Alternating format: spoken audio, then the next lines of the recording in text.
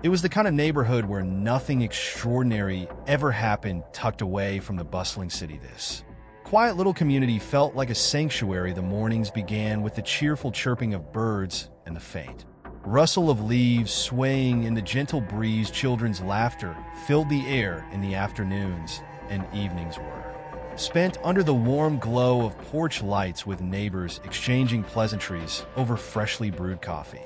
It was a place where everyone trusted each other, where secrets were rare, or so they thought. One ordinary morning, a peculiar sound broke the usual harmony. It was faint at first, like a low groan, or a muffled growl, barely audible over the symphony of everyday life. Most people dismissed it, thinking it was just the wind or perhaps a stray animal passing through. But one neighbor, a middle-aged woman named Karen, couldn't shake the uneasy feeling creeping up her spine. She was the kind of person who noticed the small things, the detail others often overlooked, and this sound. It wasn't normal. As days passed, the sound became harder to ignore. It seemed to echo from the backyard of a house that had long been the subject of quiet speculation. The homeowner, a reclusive man who rarely interacted with anyone, kept to himself. His tall wooden fence was unwelcoming, and his yard was always eerily quiet. Until now, Karen, driven by equal parts curiosity and concern, decided to take a closer look on a chilly Friday evening.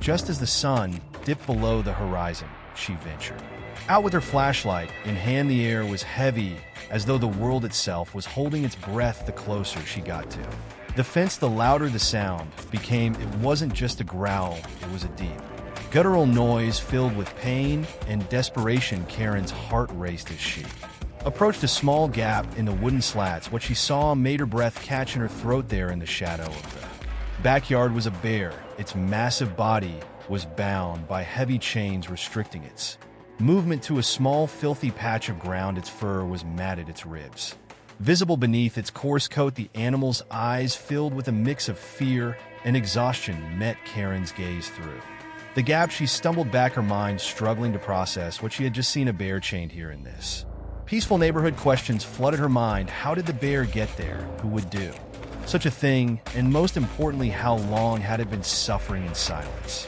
Hidden in plain sight, the tranquil facade of the neighborhood shattered in that moment, replaced by a grim and urgent reality. Karen knew she couldn't ignore what she had seen. This wasn't just a mystery, it was a cry for help. With her heart pounding and her mind racing, Karen turned back toward her house. She had to act quickly, but every decision felt like walking a tightrope.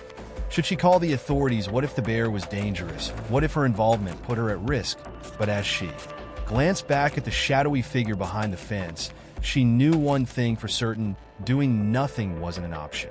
Karen sat at her kitchen table, staring at the phone in front of her. Her hands trembled as she reached for it, only to pull back again. The image of the bear, its chained body and pleading eyes, was etched in her mind. She couldn't shake it. Every time she closed her eyes, she saw its desperation, heard its low, guttural cries. But making the call felt like crossing an invisible line, one that could put her in the middle of something much bigger than she was ready to handle.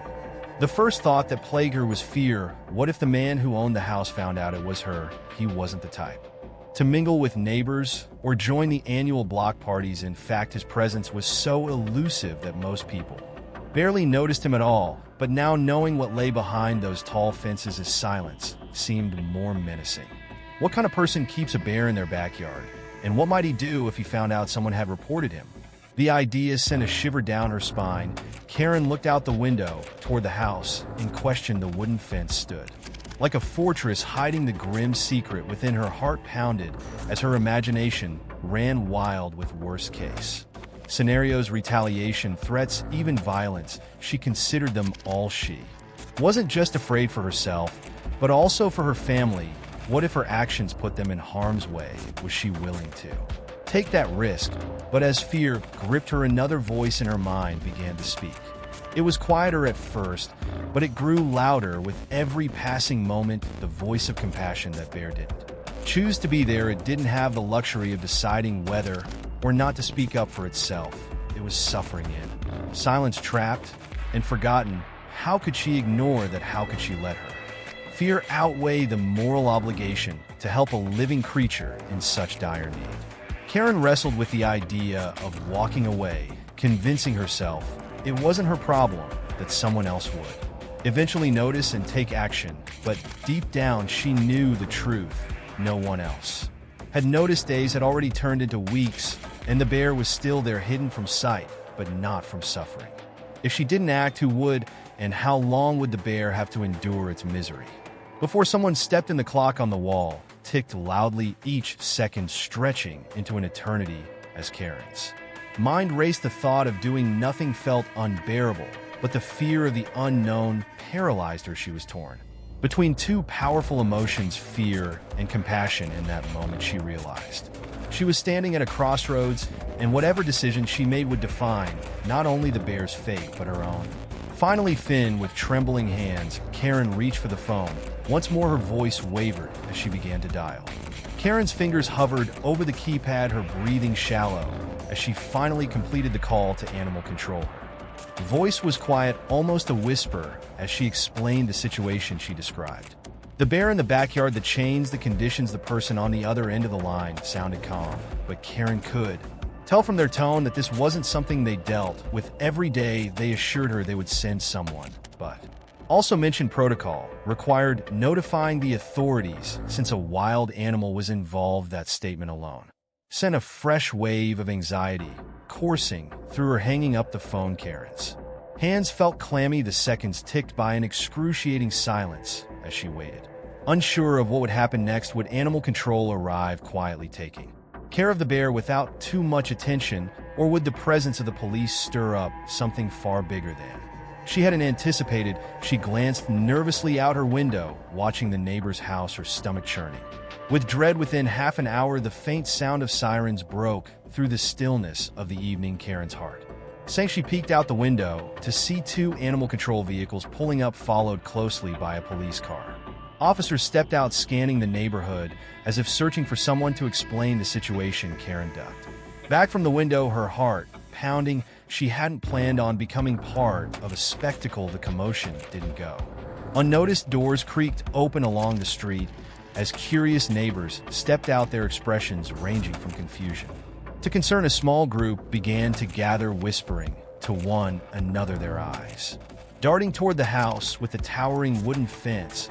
"What's going on?" someone murmured. Another neighbor replied, "I heard it's about an animal, something dangerous, maybe." Karen felt a pang of guilt. She hadn't wanted to cause a scene, but now the situation had taken on a life of its own. She stayed hidden behind her curtain, her chest tight with apprehension. Would her neighbor know she was the one who made the call? She didn't want recognition. She just wanted the bear to be safe.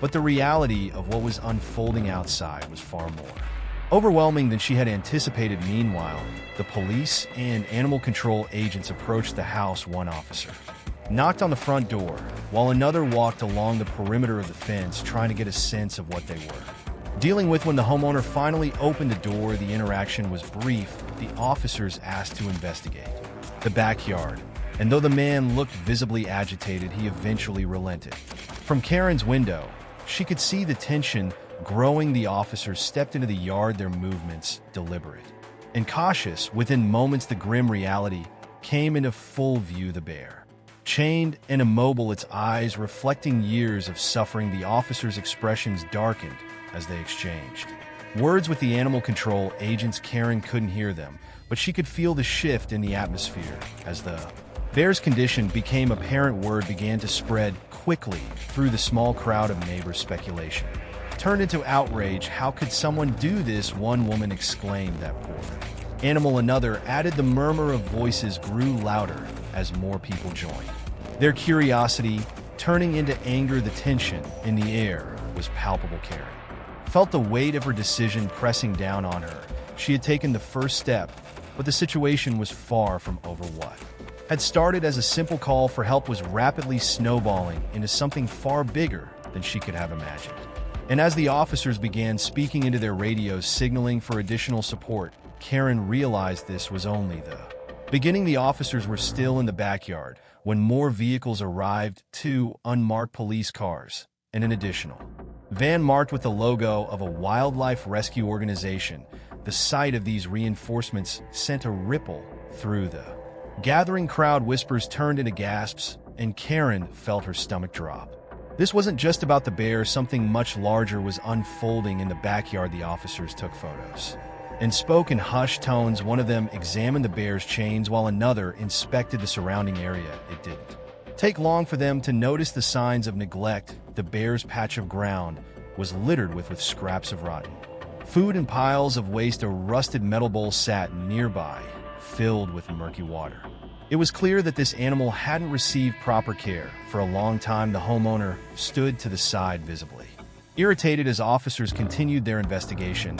He offered vague explanations, claiming the bear had been rescued as a cub and that he had been caring for it ever since, but his story didn't hold up under scrutiny. One of the officers pressed him for details: where had acquired the bear, why it was chained up, and whether he had the necessary permits to keep such a dangerous animal.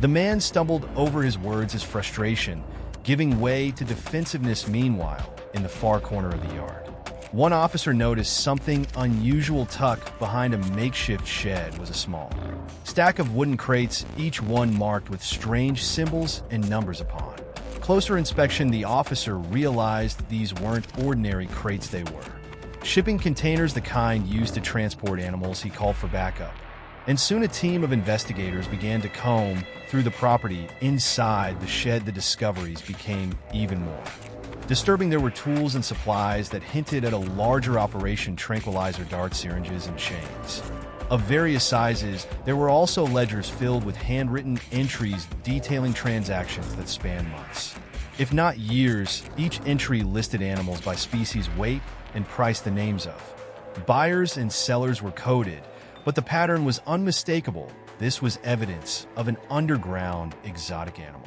trafficking ring. Word of the discovery spread like wildfire. The neighborhood, once quiet and peaceful, was now buzzing with shock and outraged. Neighbors who had always assumed the man was just a quiet recluse now saw him in an entirely different light. How could this happen? Right under our noses, one man exclaimed. We trusted him. Another woman added, her voice shaking with anger. Karen stood by her window, her hands gripping the curtain tightly. She felt a mix of emotions: relief that the authorities were uncovering the truth, but also disbelief at the scale of what was happening. The thought of other animals suffering in similar conditions made her stomach churn. This wasn't just about one bear, it was about an entire network of cruelty and exploitation. As the investigation unfolded, all officers began removing evidence from the property. Crates were loaded into vans, and the ledgers were carefully bagged for further analysis. The bear, still chained, watched the commotion with wide, wary eyes. It seemed to sense that something was changing, though its trust in humans had likely been shattered long ago. The homeowner was eventually placed in handcuffs, his protest drowned out by the noise of the crowd as he was escorted to a waiting police car. The reality of his actions began to sink in for everyone watching. This wasn't just a case of neglect, it was a crime that had far-reaching implications. The man's arrest was the first step in what would become a much larger investigation, one that promised to expose a dark and hidden world for Karen. The aftermath was bittersweet. While she was relieved that the bear was finally safe and that justice was being pursued, she couldn't help but feel a lingering sadness. The image of the bear, chained and helpless, haunted her thoughts. She often replayed the moments leading up to her decision to call for help, questioning whether she had done enough or acted quickly enough. But deep down, she knew that even one act of courage could ripple outward, creating change in ways she might never fully understand.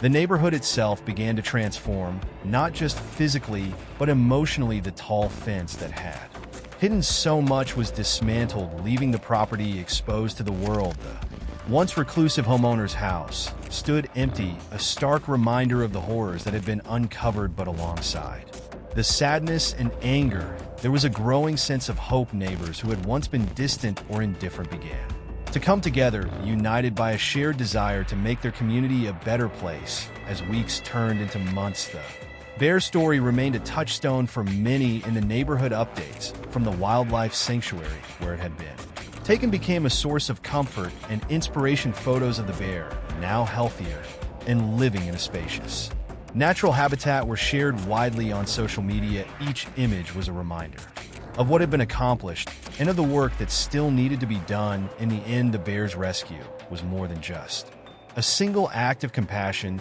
It was a catalyst for change, both in the lives of those who had witnessed it and in the broader community. The neighborhood, once known for its quiet streets and friendly faces, now carried a new legacy, one of vigilance, empathy, and a commitment to protecting those who couldn't protect themselves. The bear's journey to freedom didn't end the day it was rescued. It was only the beginning of a long path toward recovery. After being transported to a wildlife rehabilitation center several hours away, the bear was placed in the care of a specialized team of veterinarians and animal behaviorists. These experts had seen cases like this before, though each one carried its own heartbreak. The bear, emaciated and deeply traumatized, needed more than just food and medical attention. It needed time, patience, and a safe environment to heal. Both its body and spirit. At the center, the bear was given its own enclosure, far larger than the small patch of dirt it had been confined to for years. It was surrounded by trees, a small pond, and plenty of space to roam, things it had likely never experienced before. For the first few days, it stayed close to the edges of its new home, hesitant to explore. Its movements were slow, low, and uncertain, as though it couldn't believe the chains were really gone. Every sound and shadow seemed to startle it, a testament to the years of fear and neglect it had endured. The veterinarians conducted a full health assessment, confirming what many had feared. The bear was malnourished, its muscles weakened from lack of use, and its fur was patchy from untreated skin conditions. But despite its physical state, the team saw signs of resilience in the bear's eyes. It still had a spark of life, a will to survive that gave them hope. They began a careful regimen of nutritious meals, medical treatments, and behavioral therapy to help the bear regain its strength and trust. Weeks turned into months, and slowly the bear began to transform. Its fur grew thicker and shinier, and its weight increased as it adapted to a healthy diet. For the first time, it could run and climb without restraint, rediscovering instincts that had long been suppressed. The pond became a favorite spot where it would splash and cool off on warm days. The bear's progress was documented by the rehabilitation team, who shared updates with the community that had been so invested in its story. Karen followed these updates closely. She had never forgotten the moment she first saw the bear chained and broken through the gap in the fence. The images of its recovery brought tears to her eyes, but they also filled her with a sense of pride. She had played a small role in giving this animal a second chance, and now she longed to see it for herself. By the end of the day, the bear was carefully sedated and loaded into the wildlife rescue van. Its chains were finally removed, and for the first time in what must have been years, it was no longer tethered to the ground. The crowd erupted in cheers and applause as the van pulled away, a symbol of hope and justice. Amid the chaos, Karen watched it all unfold. With tears in her eyes, the neighborhood she thought she knew would never be the same, but perhaps that wasn't a bad thing. People were talking, asking questions, and vowing to be more vigilant. The bear's suffering had brought a hidden evil to light, and while the truth was painful, it was also necessary. As night fell, Karen sat quietly replaying the day's events in her mind. She had done what she could, but she couldn't shake the feeling that this was just the beginning. The bear was safe, but how many others were still out there, chained and suffering in silence? It was a question that would haunt her, even as she found solace in knowing she had taken the first step toward making a difference. The moment the wildlife rescue team approached the bear, the air seemed to grow heavier. Though the chains had already been cut, the bear remained curled in on itself, its massive body trembling with fear. Years of neglect and confinement had stripped it of any instinct to trust humans. Its eyes darted between the unfamiliar faces surrounding it, its ragged breath audible even from a distance. The team moved cautiously, their voices low and steady as they worked to minimize the bear's stress. One of the rescuers, a woman with years of experience handling traumatized animals, knelt a few feet away. She held out her hand, not with food, but as a gesture of reassurance. The bear's massive paw shifted slightly, its chains clinking faintly on the ground. It wasn't an act of aggression, but one of uncertainty, as if it couldn't decide whether to retreat or stay still, the team knew the next step would be crucial. The bear's size and strength made it potentially dangerous. Even in its weakened state, they decided to sedate it to ensure a safe transfer. A tranquilizer gun was brought forward, and a dart was carefully prepared. The crowd that had gathered held their breath as one of the rescuers aimed. The dart found its mark, and after a few tense moments, the bear's body began to relax. Its breathing slowed, and the tightness in its muscles eased as it succumbed to the effects of the sedative. As soon as the bear was immobilized, the team sprang into action. Especially designed cage was wheeled into the yard. The rescuers worked quickly but gently, carefully lifting the bear into the transport cage. Even in its sedated state, the bear's sheer size required the combined strength of several people. Every movement was deliberate, ensuring that the animal wasn't further harmed or frightened. Karen stood at her window, her hands pressed against the glass, unable to tear her eyes away. She felt an overwhelming wave of emotion, relief, sadness, hope, all colliding at once. She hadn't realized she was crying until she wiped her cheeks and saw the dampness on her fingers. Outside, the crowd murmured softly as the rescuers secured the cage and began preparing it for transport. The bear's chains were removed at last. The sight of the heavy metal limbs being cut away was met with audible gasps and even a few cheers from the onlookers. For the first time, the bear was free from the physical restraints that had bound it for years. It was a symbolic moment, one that seemed to ripple through the crowd. Strangers exchanged glances, some smiling, others wiping away tears as the cage was lifted onto the rescue van. The bear's massive frame looked almost peaceful, though still unconscious. It no longer bore the visible signs of fear and agitation. It was as if the weight of its suffering had been lifted, if only for a little, while the rescuers double-checked the cage's locks and secured it inside the vehicle, ensuring the bear's safety for the journey ahead. The crowd erupted into applause as the van's doors closed. It was a moment of collective relief, a rare instance where everyone seemed united in their joy and hope for the bear's future. Karen stepped outside, drawn by the energy of the crowd.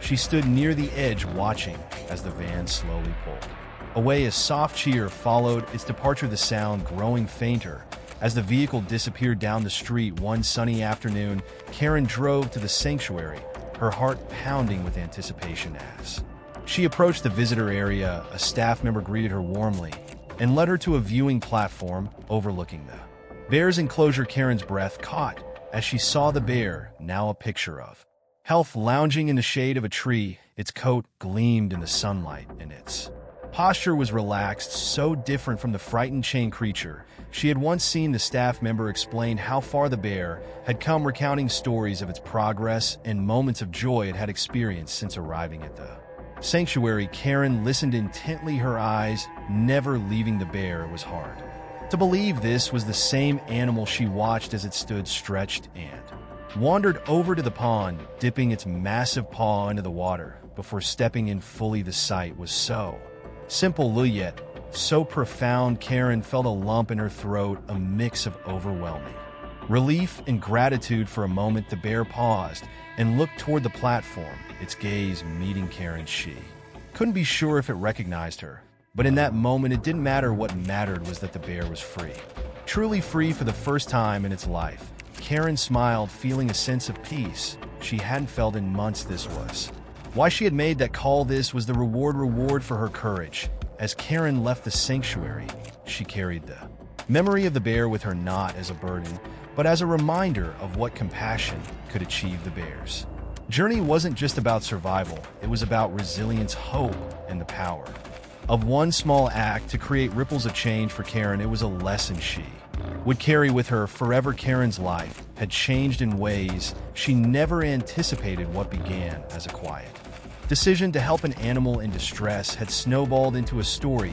that resonated far beyond her small neighborhood. The rescue of the bear and the subsequent investigation into the exotic animal trafficking ring had drawn attention from local news outlets and wildlife advocacy groups. While Karen had never sought recognition, she found herself at the center of a story that inspired others to take a stand for what was right. Her neighbors, who had once been distant acquaintances, now saw her in a new light. People stopped by her house to thank her for her bravery, often bringing flowers, cards, or homemade treats as tokens of appreciation. You've reminded us all of what it means to be a good neighbor. One elderly woman had said, her voice filled with emotion. Karen often felt overwhelmed by the attention, but she also understood its importance. Her actions had ignited a conversation about responsibility, empathy, and the hidden suffering that often goes unnoticed. Karen's story didn't just touch her immediate community, it reached far beyond it. Wildlife organizations began reaching out to her, asking if she would share her experience at events or in interviews. At first, Karen hesitated. She wasn't a public speaker, and the thought of standing in front of a crowd made her nervous. But the more she reflected on the bear's journey, the more she realized that its story needed to be told.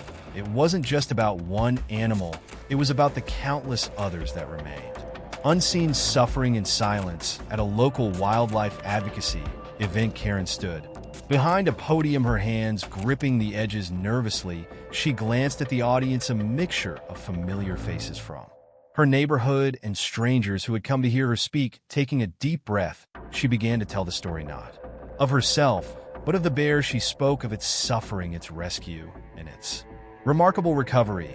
She described the moment she made the call, the fear and doubt that had gripped her, and the profound sense of relief she felt when the bear was finally freed. Her words were simple, but they carried weight. She didn't speak as an expert or an activist. She spoke as an ordinary person who had faced an extraordinary situation. I didn't think I was brave, she said, her voice steady despite the lump in her throat. I just knew I couldn't look away. Sometimes doing the right thing isn't about being fearless, it's about caring enough to act even when you're scared. The audience, he interrupted into applause, but Karen wasn't focused on the recognition. What mattered to her was the message. If one person in the room left feeling inspired to take action, then the bear's story had served its purpose. As Karen reflected on her experience, she realized how much it had changed her. She had always considered herself a quiet, ordinary person, someone who preferred to stay out of the spotlight. But this journey had taught her that even small, seemingly insignificant actions could create a ripple effect. She had learned that standing up for those who couldn't speak for themselves, whether animals or people, was one of the most profound acts of courage anyone could undertake. Karen